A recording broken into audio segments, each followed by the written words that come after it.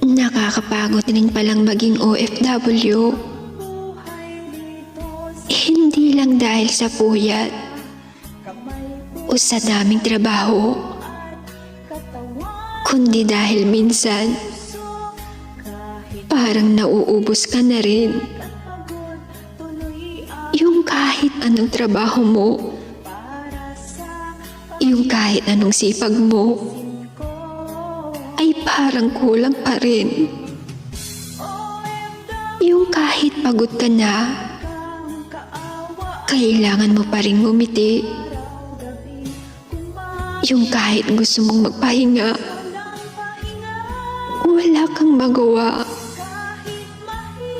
Dahil utos dito, utos doon, na akala nila isang robot ka.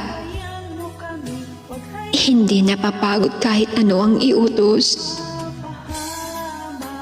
Pero wala kang choice eh.